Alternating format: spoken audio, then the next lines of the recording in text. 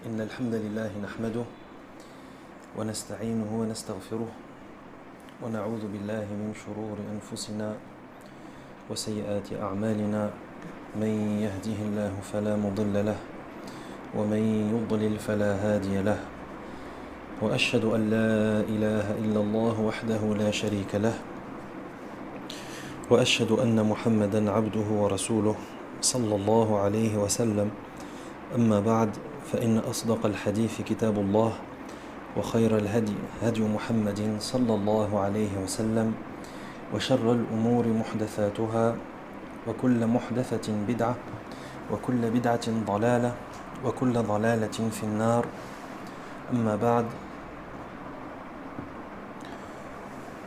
L'imam Ibn al-Qayyim rahimahullah, dans les chapitres précédents, nous a donc fait le détail de ces fameuses brèches auxquelles il faut faire attention et dont la surveillance est capitale, à savoir la brèche du regard et la brèche des oreilles, la brèche du regard et la brèche de la vue, ou la brèche des yeux et la brèche des oreilles. Et il continue rahimahullah dans le détail des brèches auxquelles le croyant doit donner une attention particulière et auxquelles il ne doit surtout pas être inattentif, car laisser ces brèches sans surveillance est synonyme de laisser entrer l'ennemi dans la citadelle. Et si l'ennemi entre dans la citadelle, il y sème le chaos et le désordre et il s'empare du roi. Donc aujourd'hui, l'imam rahimahullah va nous faire le détail de la brèche de la langue. فيقول الإمام ابن القيم رحمه الله تعالى فصل ثم يقول يعني الشيطان قوموا على ثغر اللسان فإنه الثغر الأعظم وهو قبالة الملك فأجروا عليه من الكلام ما يضره ولا ينفعه وامنعوه أن يجري عليه شيء مما ينفعه من ذكر الله تعالى واستغفاره وتلاوة كتابه ونصيحة عباده أو التكلم بالعلم النافع. Il dit rahimahullah que le shaitan ensuite il s'adresse à ses soldats et il leur dit: tenez-vous ensuite sur la brèche de la langue, car c'est là la plus grande des brèches. Elle se tient au devant du roi. Regarde ce que dit le shaitan à ses soldats. Il leur dit, après avoir pris le contrôle et avoir corrompu la brèche des yeux et la brèche des oreilles, il dit, ensuite tenez-vous sur la brèche de la langue. Il lance l'offensive sur la brèche de la langue. Il dit, car c'est là la plus grande des brèches. C'est-à-dire c'est la brèche la plus importante et la brèche majeure, comme on va le comprendre par la suite. Il dit, elle se tient au devant du roi. Pourquoi? Parce que cette brèche, elle se tient juste devant le roi. Yani, si tu arrives à rentrer par cette brèche, yani, le shaitan dit à ses suppôts, si vous arrivez à prendre le contrôle de cette brèche et si vous arrivez à vous introduire par cette brèche, vous allez arriver chez le roi. Il dit فَأَجْرُوا عَلَيْهِ مِنَ الْكَلَامِ مَا يَضُرُّهُ وَلَا يَنْفَعُهُ. Il dit, faites prononcer à la personne des paroles qui vont lui nuire et ne lui seront d'aucune utilité. Donc ça c'est la stratégie. Afin de prendre le contrôle de la brèche, qu'est-ce qu'il faut? Il faut que les shayatines fassent dire à la personne des paroles qui vont lui être nuisibles et des paroles qui ne lui seront d'aucune utilité. Il dit, et empêchez-la de prononcer ce qui lui sera profitable. وَامْنَعُوهُ أَنْ يَجْرِيَ عَلَيْهِ شَيْءٌ مِمَّا يَنْفَعُهُ مِنْ ذِكْرِ اللَّهِ تَعَالَى وَاسْتِغْفَارِهِ وَتِلَاوَةِ كِتَابِهِ وَنَصِيحَةِ عِبَادِهِ أَوِ التَّكَلُّمِ بِالْعِلْمِ النَّافِعِ. Il dit, empêchez-la, c'est-à-dire la langue, empêchez-la de prononcer ce qui lui sera profitable, c'est-à-dire, par exemple, le dhikr, le fait de mentionner Allah, le fait de demander le pardon, le fait de lire et de réciter son livre. Également, le conseil adressé à ses serviteurs. Il ne faut surtout pas que la personne adresse des bons conseils, parce que les bons conseils, ce sont des belles paroles. Et Les soldats du shaitan, justement, ils veulent que les belles paroles soient absentes de la langue du serviteur, ainsi que la discussion concernant la science utile. Il ne faut pas que la personne, le serviteur, il parle de science profitable. Il ne faut pas qu'il parle de Coran, de Sunnah. Il ne faut pas qu'il parle de la science bénéfique, etc. Donc regardez quelle est la recommandation du shaitan à ses soldats. Il dit il faut absolument que cette personne, ce qu'elle dise avec sa langue, c'est des choses qui vont lui être nuisibles et pas des choses qui lui seront utiles.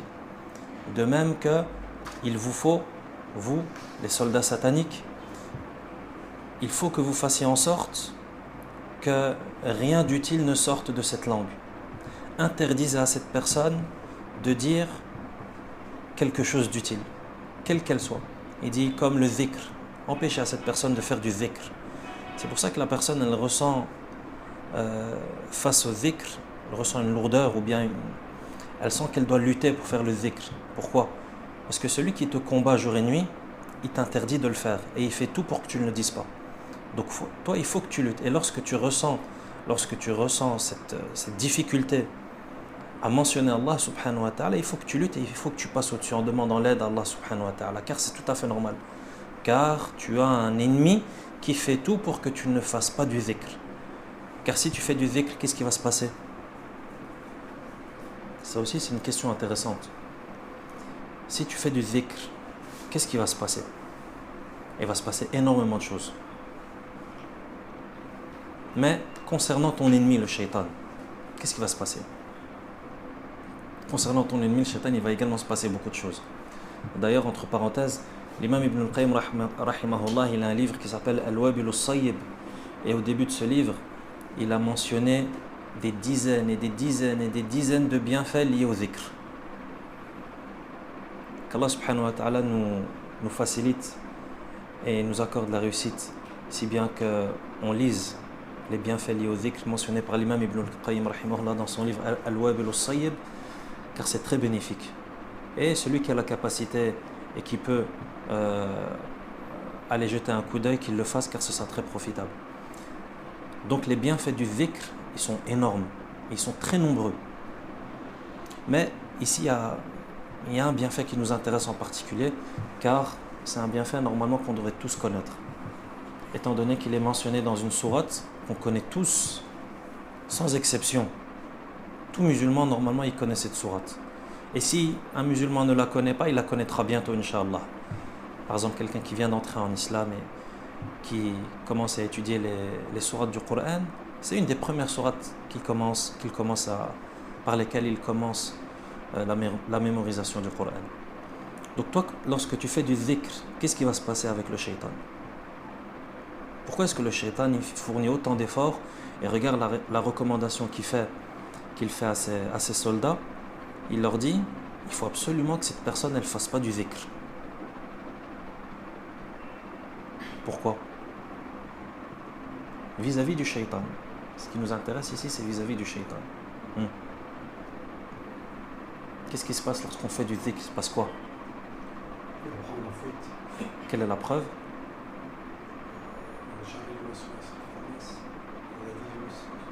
Min sharri al-waswas al-khannas. Ahsant. Parce que le shaitan, lorsque tu fais du dhikr, qu'est-ce qu'il fait? Il s'enfuit. Par contre, lorsque tu fais pas du dhikr, qu'est-ce qu'il fait? L'inverse. Et c'est mentionné dans le même verset. Min sharri al-waswas al-khannas. Comme on avait vu dans le tafsir de sourate An-Nas.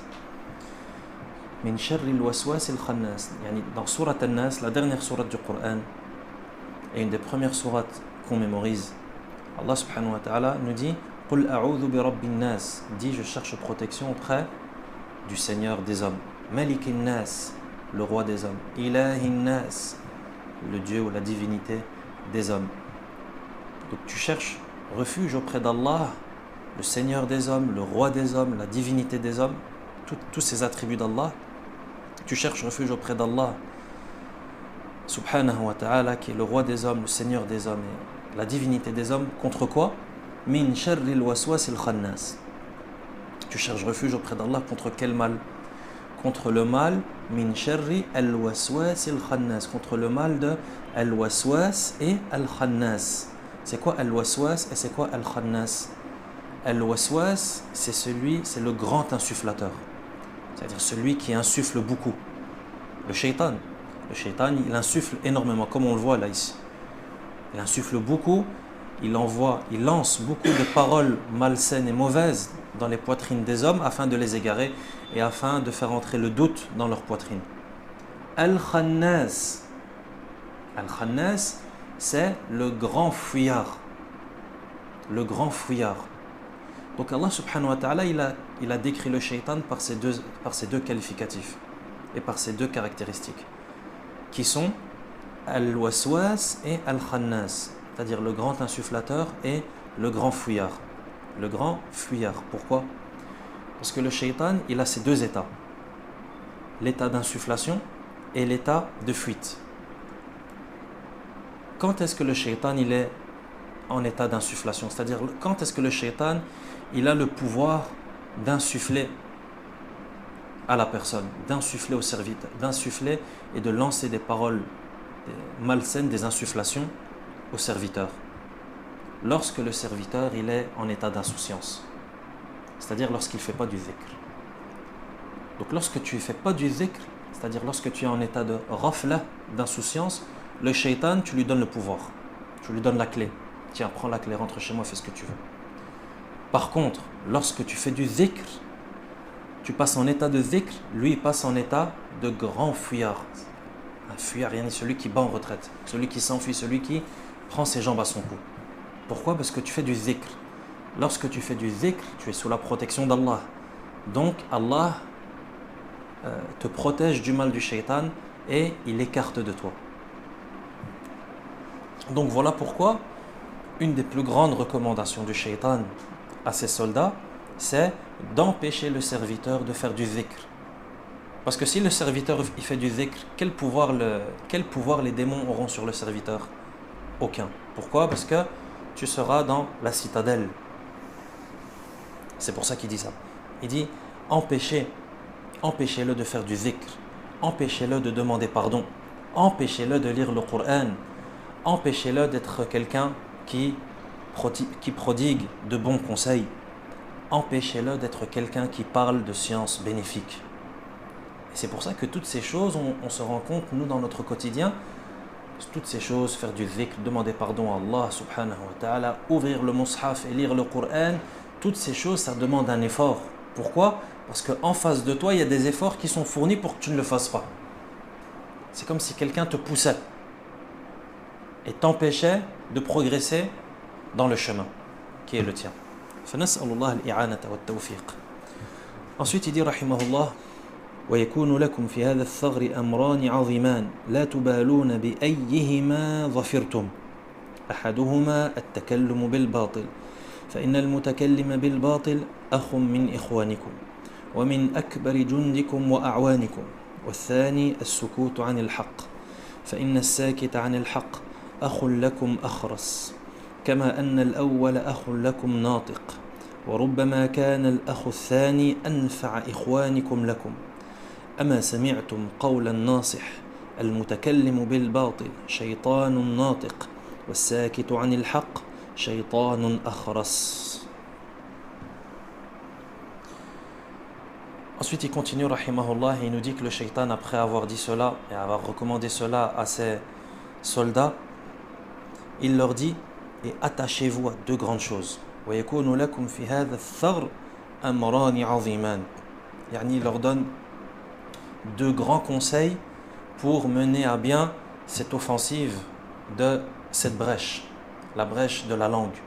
Il leur donne la stratégie. Qu'est-ce que vous devez faire pour gagner la bataille de cette brèche et prendre le contrôle de cette brèche de la langue? Il dit: attachez-vous à deux grandes choses concernant cette brèche. Il dit: quelle que soit celle à laquelle vous parviendrez. Il leur donne deux stratégies. Et en gros, il leur dit: quelle que soit la stratégie qui va fonctionner, vous êtes sur le bon chemin et vous allez réussir. Et je vais vous donner deux choses à faire. Quelle que soit la chose que vous allez réussir à mettre en pratique, la stratégie que vous allez réussir à mettre à exécution, vous êtes sur le bon chemin et vous allez gagner. Il dit: ahaduhuma, une de ces deux stratégies, c'est at-takallumu bil batil. La première consiste à parler du faux, c'est-à-dire faire en sorte que le serviteur il va parler du faux, at-takallum bil batil. Il dit car celui qui parle du faux est un de vos frères. Vos ici ce sont les démons. Donc celui qui parle du faux, celui qui parle mais qui ne fait pas triompher la vérité et qui ne parle pas de vérité mais qui parle au contraire de faux. Il dit cette personne c'est un de vos frères à vous, les shayatin, les démons. Il dit et c'est un de vos plus grands soutiens et de vos plus grands partisans. Donc regarde, celui qui parle avec des fausses paroles. Et lorsqu'on dit des fausses paroles, c'est pas forcément des fausses paroles, c'est-à-dire le fait de mentir sur une personne, par exemple. Non, c'est beaucoup plus large que ça. Des fausses paroles, ça commence déjà au shirk. Le shirk qui est le plus grand défaut. C'est-à-dire le fait de parler du shirk, le fait de faire la promotion du shirk, le fait de prêcher le shirk, le fait de cautionner le shirk, etc. Le shirk, la mécréance, l'hypocrisie, la débauche, la turpitude, la bid'a, les péchés, etc. Tout ça, c'est le faux. Donc le fait de parler de cela, c'est-à-dire de défendre cela, d'en faire la promotion, ou bien d'accepter cela, etc. C'est ça qui est voulu. Donc le fait de parler du faux, il dit, celui qui agit de la sorte, il dit, c'est un de vos frères.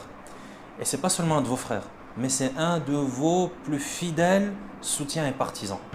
Yani ça devient un de nos alliés. Il dit il dit la deuxième stratégie. Donc la première stratégie, vous allez faire en sorte que cette personne, elle parle du faux. Taïb, si on n'arrive pas, on fait quoi? Ou bien quelle est l'alternative? Ou quelle est l'autre stratégie qu'on peut... Il est aussi envisageable de mettre à exécution les deux stratégies. C'est quelque chose qui est possible aussi. Il dit as-sukutu anil haqq. C'est le fait de se taire sur la vérité. Se taire sur la vérité. Il dit car celui qui se tait sur la vérité est un de vos frères. Un de vos frères qui est muet. De la même manière que le premier est un de vos frères qui parle. Il dit et il se peut que le deuxième soit le plus utile de vos frères. Donc la deuxième stratégie c'est quoi? C'est le fait de se taire sur la vérité. Ça veut dire que toi,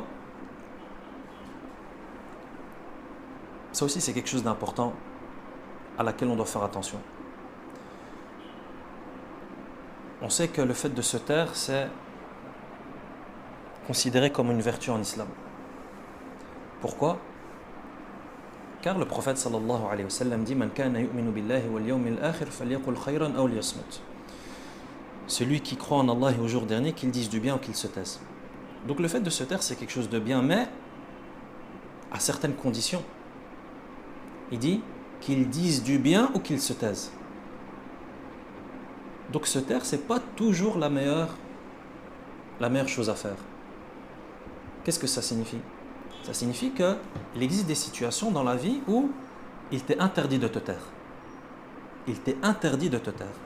Et que tu es obligé de prendre la parole. C'est des situations qui existent dans la vie. Il ne faut pas penser que le silence, c'est toujours la solution et c'est toujours la meilleure chose à faire. Non. C'est vrai que dans la plupart des cas, le silence, c'est quelque chose de bien. Pourquoi? Parce que la personne, lorsqu'elle garde le silence, elle se préserve de beaucoup de mal.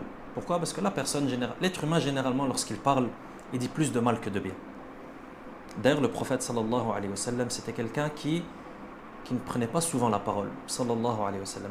Mais lorsqu'il parlait, il disait des paroles extrêmement profondes et riches en sens. Donc le fait d'être quelqu'un de silencieux, c'est une vertu certes en islam, mais à ne pas confondre avec le fait de toujours garder le silence et d'être quelqu'un qui se tait constamment. Ça peut être préjudiciable. Pourquoi? Parce qu'il existe des situations dans la vie où il t'est obligatoire de prendre la parole. Il t'est obligatoire de prendre la parole. Exemple, un père de famille dans son foyer qui assiste à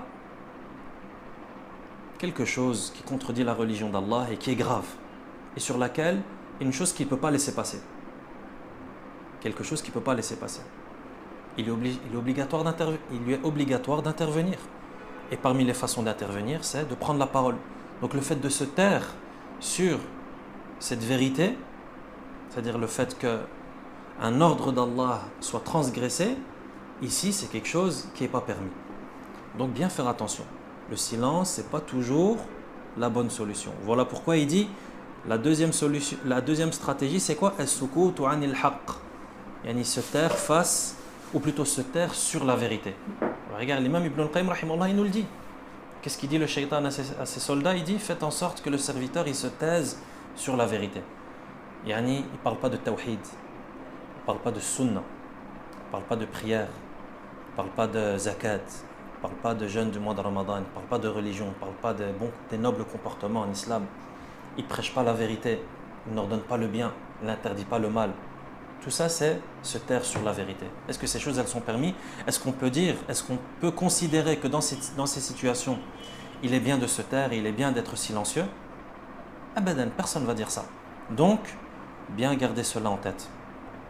Il dit donc, consiste à se taire sur la vérité. Car celui qui se tait sur la vérité est un de vos frères muets.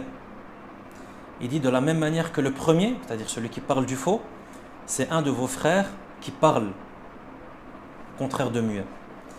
Il dit, il se peut que le deuxième soit le plus utile de vos frères. Regarde, il dit, il se peut même que celui qui se tait sur la vérité, il vous sera plus profitable que celui qui parle de faux. Pourquoi? Parce que dans certains cas, le fait de prendre la parole, ou plutôt le fait de se taire, l'inverse, le fait de se taire sur une vérité, c'est plus grave que, ou bien ça a des conséquences plus graves et plus nuisibles et plus néfastes que le fait de parler du faux. Voilà pourquoi il dit ça. Il dit, de la même manière que le premier est un de vos frères qui parle, qui prend la parole, il dit, il se peut que le deuxième soit le plus utile de vos frères. Il dit, n'avez-vous pas entendu la parole du sage qui dit, celui qui parle du faux est un démon parlant, et celui qui se tait sur la vérité est un démon muet? Ça, c'est une parole importante qu'on peut mémoriser et qu'on peut noter. Al-mutakallimu bil batil shaytanun natiq was-sakitu anil haqq shaytanun akhras. Pourquoi? Parce que cette parole, elle résume la stratégie du shaytan concernant la brèche de la langue. Al-mutakallimu bil batil shaytanun natiq. Celui qui parle du faux, c'est un shaytan qui parle. Il dit was-sakitu anil haqq shaytanun akhras. Et celui qui se tait sur la vérité, c'est un démon qui est muet. Donc prends garde à ne pas te retrouver dans une de ces deux situations. C'est-à-dire un démon qui parle ou bien un démon muet. Fais attention à ne pas être ni un démon parlant, ni un démon qui est muet. Ensuite il continue rahimahullah et il dit que le shaitan, il dit الرباط على هذا الثغر أن يتكلم بحق أو يمسك عن باطل وزين له التكلم بالباطل بكل طريق وخوفوه من التكلم بالحق بكل طريق. Ensuite il dit rahimahullah que le shaitan il continue et il dit à ses soldats, il leur dit il faut donc bien surveiller cette brèche de la langue, afin qu'il ne parle pas de la vérité et qu'il ne se taise pas sur le faux. Il dit, il faut lui embellir le fait de parler du faux et il faut lui faire craindre de parler de la vérité, et cela de toutes les manières. Donc le shaitan, il va faire en sorte de t'enjoliver le fait de parler du faux, mais c'est pas grave, parlons sur les gens, faisons ce qu'on appelle an-namima, c'est-à-dire le fait de colporter des propos calomnieux. Parlons sur la débauche, parlons sur al-fisq, parlons sur la turpitude, etc. C'est pas grave. Pourquoi? Parce qu'il faut enjoliver le fait de parler du faux. Et il faut également lui faire craindre de parler de la vérité. Attention, ne parle pas de ça, parce que si tu parles de ça, tu vas avoir des ennuis. Ne parle pas de ça, parce que sinon tu vas perdre des amis. Tu vas avoir des ennuis avec les gens vont te regarder d'un autre œil, etc. Lui faire craindre de parler de la vérité. Ensuite, il continue et il dit وَاعْلَمُوا يَا بَنِي أَنَّ ثَغْرَ اللِّسَانِ هُوَ الَّذِي أُهْلِكُ مِنْهُ بَنِي آدَمَ وَأَكُبُّهُمْ مِنْهُ عَلَى مَنَاخِرِهِمْ فِي النَّارِ فَكَمْ لِي مِنْ قَتِيلٍ وَأَسِيرٍ وَجَرِيحٍ أَخَذْتُهُ مِنْ هَذَا الثَّغْرِ. Ensuite, il dit à ses soldats, il dit, sachez mes enfants que la brèche de la langue, c'est celle qui a causé la perte des fils de Adam. Et c'est la brèche par laquelle j'ai causé la perte des fils de Adam. et qui les a jetés sur leurs narines en enfer. Il dit, et combien d'hommes ai-je tué, capturé ou blessé par cette brèche. Donc regarde comment est-ce que le shaitan il se vante des dégâts qu'il a pu faire en prenant le contrôle de cette brèche. Il dit, cette brèche, c'est la brèche par laquelle j'ai pu causer la destruction des fils de Adam et par laquelle j'ai pu les faire chuter en enfer. Effectivement, y réfléchis et médite sur ça durant ta vie et réfléchis à tous les problèmes qui te sont arrivés ou que tu as vu arriver à des autres à cause de paroles. Et ça sera intéressant, c'est un sujet intéressant à méditer. Médite sur tous les problèmes et tous les conflits et toutes les problématiques et toutes les divergences et toutes les situations conflictuelles qui ont pu t'arriver à toi ou auxquelles tu as pu assister ou que tu as entendu ou peu importe, dont tu as connaissance. Toutes ces situations, regarde, médite, réfléchis, analyse et tu verras que dans la grande majorité des cas, ça a été causé par la langue. Ça a été causé par la langue. Voilà pourquoi, un exemple. Voilà pourquoi en islam, lorsque la personne elle est en colère, qu'est-ce qui lui est conseillé? De se taire. Pourquoi? Parce que tu es en colère, tu ne sais pas ce que tu vas dire, tu ne te contrôles plus. Donc tu vas peut-être dire des choses, tu vas même sûrement dire des choses que tu vas regretter par la suite. Donc voilà pourquoi en islam, lorsque tu es en colère, il t'est conseillé de te taire. Il t'est même conseillé, par exemple, si tu es debout, de t'asseoir. Ou bien de faire tes ablutions. Toutes ces choses qui sont des bonnes choses à faire lorsqu'on est en colère. Pourquoi? Parce que justement, lorsque tu es en colère, tu ne contrôles plus ta langue. Et la plupart des êtres humains, lorsqu'ils sont en colère, lorsque leur colère passe et s'adoucit, ils regrettent ce qu'ils ont dit durant leur colère. Voilà pourquoi il est conseillé, lorsque tu te mets en colère, tais-toi. Tais-toi, ne dis rien. Tu es en colère, fais ce que tu peux pour faire passer cette colère. Mais ne parle surtout pas et ne prends surtout pas de décision dans ta colère. Ça, c'est un exemple. Et réfléchis et continue à méditer et tu verras que la plupart des situations conflictuelles ont été causées par des langues qui ont dit des choses qui ne devaient pas forcément être dites. Qu'Allah subhanahu wa ta'ala préserve et purifie nos langues. Ce que nous dit ici l'imam Ibn al-Qayyim rahimahullah concernant le shaitan, c'est-à-dire sachez mes enfants que cette brèche de la langue c'est la brèche par laquelle j'ai causé la destruction des fils de Adam, etc. etc. Ici l'imam Ibn al-Qayyim rahimahullah il est fort probable qu'il fasse allusion au célèbre hadith du prophète sallallahu alayhi wa sallam, un hadith très très important qu'on se doit de connaître, qu'on se doit d'étudier et qu'on se doit surtout de mettre en pratique. Car c'est un seul hadith du prophète sallallahu alayhi wa sallam, mais qui, si on le mettait en application dans nos vies elles changeraient, elles prendraient un grand tournant. Donc l'imam rahimahullah, lorsqu'il nous parle de cette stratégie du shaitan et que le shaitan dit que la brèche de la langue c'est la brèche par laquelle il a causé la perdition des fils de Adam, bien entendu il y a des preuves de cela dans le Coran et dans la Sunna. Parmi les preuves de la Sunna, le célèbre hadith de Mu'adh ibn Jabal, le très célèbre hadith et le hadith ultra important de Mu'adh ibn Jabal radiyallahu anhu, qu'on se doit tous de connaître, ne serait-ce que l'essence. Si on n'arrive pas à le mémoriser, au moins on connaît l'essence, car c'est un hadith qui est fondamental dans la vie du croyant. On va le lire en arabe et ensuite on lit, incha'Allah, la traduction en français. عن معاذ بن جبل رضي الله عنه قال: قلت يا رسول الله أخبرني بعمل يدخلني الجنة ويباعدني من النار. قال: لقد سألت عن عظيم وإنه ليسير على من يسره الله عليه. تعبد الله ولا تشرك به شيئا وتقيم الصلاة وتؤتي الزكاة وتصوم رمضان وتحج البيت. ثم قال: ألا أدلك على أبواب الخير؟ الصوم جنة والصدقة تطفئ الخطيئة كما يطفئ الماء النار وصلاة الرجل من جوف الليل. ثم تلا: تتجافى جنوبهم عن المضاجع حتى بلغ يعملون.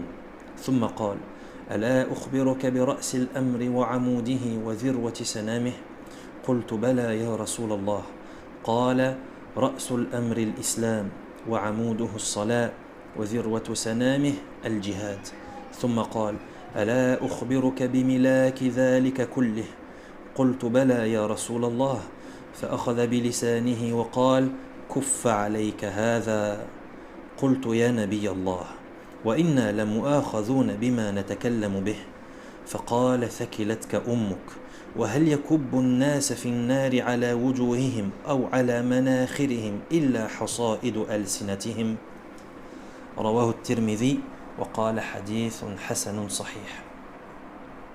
Mu'adh ibn Jabal radiallahu anhu rapporte avoir demandé au prophète sallallahu alayhi wa sallam en lui disant Messager d'Allah, indique-moi une œuvre qui me fasse entrer au paradis et m'éloigne de l'enfer. Donc regarde la question de Mu'adh ibn Jabal radiallahu anhu, un des compagnons les plus nobles qui soit radiallahu anhu, et qui pose cette question plus qu'importante, cette question de laquelle on a tous besoin. Indique-moi une œuvre qui me fasse entrer au paradis et qui m'éloigne de l'enfer. Et c'est pas ça dont on a besoin. Et c'est pas ça le but de notre existence, entrer au paradis et être sauvé du feu de l'enfer. Le prophète sallallahu alayhi wa sallam lui répond et lui dit tu viens de m'interroger sur quelque chose de capital et qui est aisé, c'est-à-dire facilité, pour celui à qui Allah le Très-Haut l'a rendu facile. Et le prophète sallallahu alayhi wa sallam il répond à Mu'adh, il dit laqad sa'alta an 'azim, tu viens de poser une grande question, une question très importante. Il dit et cette chose en réalité elle est aisée, elle est facile pour la personne à qui Allah subhanahu wa ta'ala a rendu cela facile. Donc la facilité elle vient d'Allah. C'est facile si Allah te le rend facile. Mais si Allah ne l'a pas rendu facile, ce sera quelque chose d'infaisable. Nas'allah al-afiyata wassalam. Ce sera quelque chose de très difficile.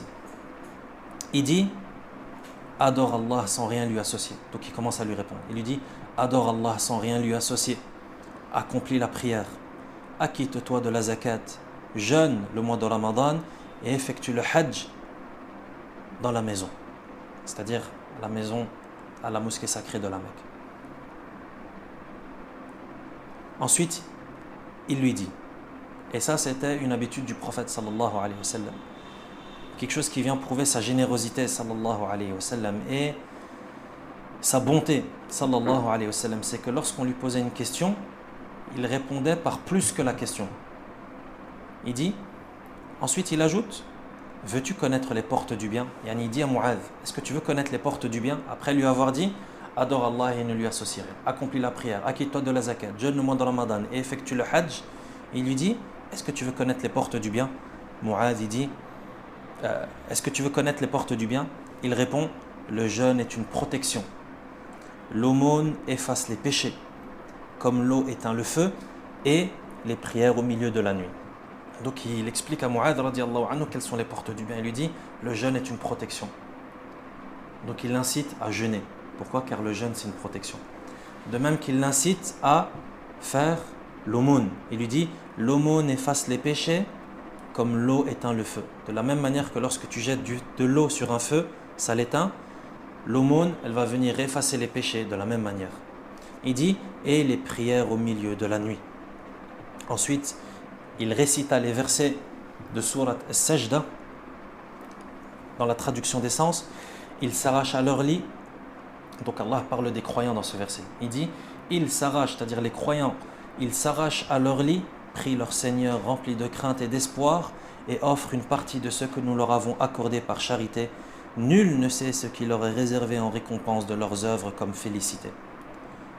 Des versets qui sont présents dans Surat As-Sajda.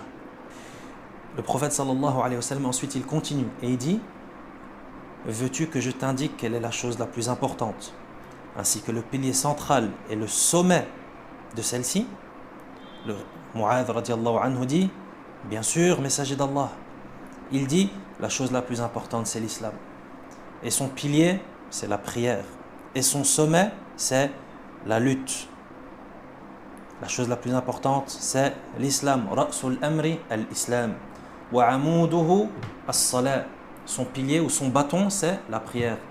Le bâton à comprendre comme le bâton qui permet à la tente de tenir. Vous savez que les tentes des Bédouins dans le désert, il y a toujours au milieu un grand bâton qui permet à la tente d'être surélevée afin qu'elle ne tombe pas. C'est ça qui est voulu ici. Le pilier central, c'est la prière. Comme ça, on comprend que s'il n'y a pas de prière, il n'y a pas de bâton. Et s'il n'y a pas de bâton, il n'y a pas de tente. Il dit, et son sommet, c'est al-jihad, la lutte. Ensuite, il poursuit. Et il dit, veux-tu que je t'indique sur quoi repose tout cela? Donc après avoir dit tout cela, le prophète sallallahu alayhi wa sallam, il dit, est-ce que tu veux que je te dise et que je t'informe? Tout cela, ça repose sur quoi? Il dit, bien sûr, messager d'Allah. Et il répond, il saisit alors sa langue. Yani Mu'adh radiyallahu anhu, il dit que le prophète sallallahu alayhi wa sallam, il saisit sa langue. C'est-à-dire qu'il tient sa langue entre ses doigts. Et il dit, tiens celle-ci. Retiens celle-ci. Kuffa alayka hadha. Yani cette langue, retiens-la. Et il apprend. Il dit, Mu'adh, il dit alors au messager d'Allah sallallahu alayhi wa sallam, est-ce qu'on devra rendre des comptes sur ce qu'on dit? Et le prophète sallallahu alayhi wa sallam dit, Thakilatka ummuk. Et ça, c'est une expression arabe qui est dite dans certains contextes, mais qui n'est pas à prendre au sens apparent. Qui n'est pas à prendre au sens apparent, mais qui est dite pour exprimer son interpellation ou son étonnement face à une réaction, face à quelque chose qu'on voit. Et par miséricorde face et par compassion face à la personne qu'on a en face de nous. Il dit, et est-ce que les gens, donc le prophète sallallahu alayhi wa sallam répond à Mu'adh et lui dit, et est-ce que les gens seront jetés sur leur visage en enfer pour autre chose que ce qu'ont récolté leur langue? Et est-ce que les gens seront jetés? Est-ce que les gens seront jetés en enfer? Ala wujuhihim, sur leur visage. Ou bien, dans une variante, ala manakhirihim, sur leur narine, sur leur nez. Est-ce que le fait que les gens soient jetés en enfer sur leur visage ou sur leur narine n'est expliqué par ce qu'ont récolté leur langue? Est-ce que tout cela, la cause de tout cela, est-ce que c'est autre chose que ce qu'ont récolté leur langue? Illa hasaidu alsinatihim. Fin du hadith. Le hadith est recueilli par At-Tirmidhi, qui dit que le hadith est hasanun sahih et qui a été déclaré également authentique par Cheikh al-Albani rahimahullah. Donc regarde dans ce hadith comment est-ce que les grands actes, les grandes pratiques de l'islam ont été mises en évidence par le prophète sallallahu alayhi wa sallam, ont été expliquées par le prophète sallallahu alayhi wa sallam, et comment est-ce que les portes du bien ont également été montrées, etc., jusqu'à la fin, pour que le prophète sallallahu alayhi wa sallam dise, est-ce que tu veux que je te dise sur quoi repose tout cela? Sur ta langue. Donc regarde comment est-ce que la langue, regarde l'importance de la langue en islam, et regarde comment est-ce que la langue constitue ce socle qui va faire que tout cela repose sur une base solide. Il dit, est-ce que les gens sont jetés en enfer sur leur visage ou sur leur narine, si ce n'est à cause de ce qu'ont récolté leur langue? Et c'est là qu'on comprend ce que dit le shaitan à ses soldats, comme l'explique l'imam Ibn al-Qayyim rahimahullah ta'ala. نسأل الله سبحانه وتعالى أن يعافينا في أسماعنا وأبصارنا وفي ألسنتنا. نسأل الله سبحانه وتعالى أن يسدد ألسنتنا وأن يطهر ألسنتنا وأن يلهمنا رشدنا إنه على كل شيء قدير. وصلى الله وسلم على نبينا محمد وعلى آله وأصحابه أجمعين.